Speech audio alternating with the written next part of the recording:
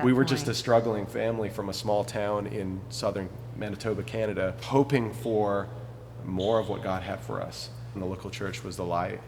They revealed to us how we should operate. Hey, this is jordanstcyr, and this is one small step for mankind.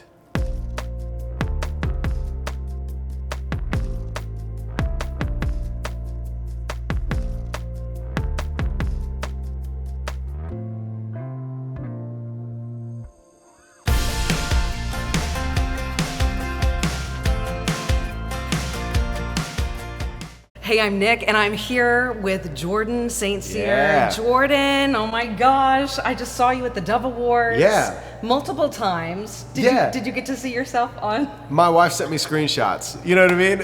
I love it. We had a great time. You know, we weren't nominated for anything this year, but there to just, celebrate and support and just be present. And it's just a beautiful time. Like, the performances were unreal this year. I think everyone knocked it out of the park. Yeah. Seriously.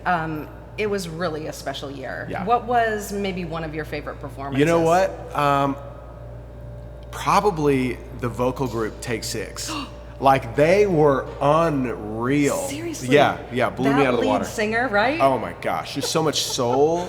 Yeah. And the harmonies were just unreal. And it was like a battle of the bands Yes, between the two that's vocal right. groups. That's right. That was so special. But it's the too. basis. It's the guys, so much guys in our industry get, credit for singing high. I'm like the guys that sing so low. Yeah, it's beautiful. Yeah.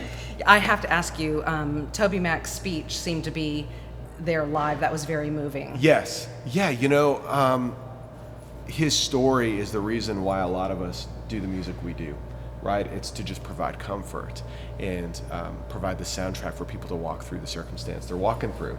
And here's Toby, kind of the guy we all look up to, and he's walking through his own personal trial. And you can't help but think of, how he's talking about his faith and how God has walked, his family through that, and he's just leading the way and being a light for all of us. Mm-hmm. My gosh, I can't imagine. I made this record in honor of my son Truett, my firstborn who we lost. His life was like a shot of lightning, burning fast and hot. I made these songs in the hardest, coldest of valleys, and we still don't know why God would ask this of us, do we, Amanda? We don't know why he would ask it of us, but sometimes we don't get to ask those questions. He didn't promise us that we wouldn't face hard things. He didn't promise us that we wouldn't face loss. He promised us that he would never leave us or forsake us. And I promise you this, you guys, if you take the time to look in the hardest, deepest valleys, the coldest places in this world, if you take the time to look, he's there. Amanda, he's the only reason that there's life after death.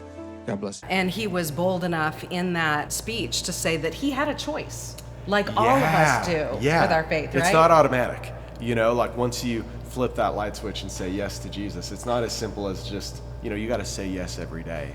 And again, for him to kind of lead us all through that, like we're all going to hit that valley in our life, and him to just lead us through that is just, just phenomenal. Yeah, and I love, too, the way that he addressed Amanda. Oh, yeah. From the stage. Absolutely. He said, we're doing this, Amanda. Yeah, you're in this together. We're in this together. Man, to have a partner and walk through life, it's been everything for me. Yeah. Powerful, powerful night. And I love it when our community comes together in that kind of a way with the Gospel Music Association for the Doves. Who did you connect with? Man, I got to meet with a lot of radio people, a lot of songwriters that night, artists. I mean, I had, Walker Hayes was sitting behind me, Michael W. Smith was sitting in front of me, Chris Tomlin to my left, Mike Todd to my right. Like, everybody was there. It was crazy. And so, I mean, it's everybody that's involved in CCM music is there. But I think kind of the underlying thing is we're all just people. We're all just trying to bring something of value and offer it up, So, yeah. Mm-hmm. Now, the Juno Awards in Canada, have you been to those? Okay, I haven't. I know.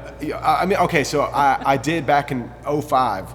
When I first met my wife, we went to a Juno event, and I got to go to the Junos.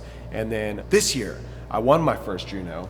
but I was on the road, so I couldn't go. And so that was just a lifelong dream fulfilled this year. Wow. To receive that. And being a Canadian working in the U.S., it provides a lot of opportunity to now get my green card and just, stay more permanently. So that is just a God thing, making a way for us. Yeah. Wow. Yeah. Big deal. That is powerful. Yeah, I didn't think about it like it's that. It's not just an award, it's just, God's affirmation of just saying, hey, it's just a little nod. Keep doing what you're doing.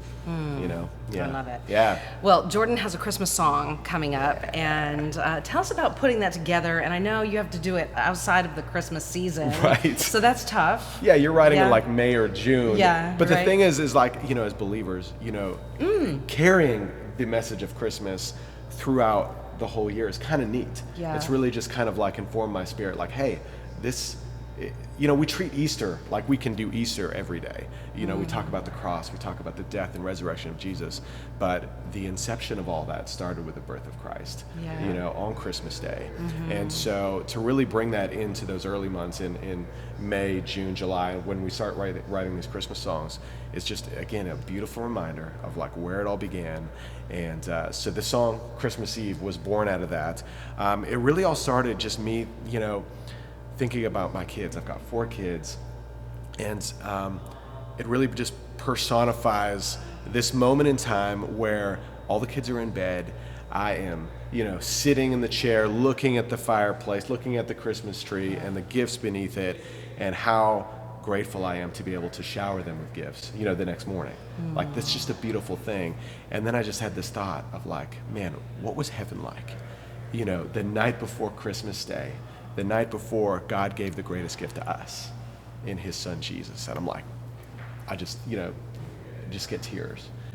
Because this is it. This is the inception of our faith, and just God intersecting, our world, our sin, our joy, everything begins again. And so, yeah. The song's called Christmas Eve. Yeah. Unbelievable. Jordan St. Cyr.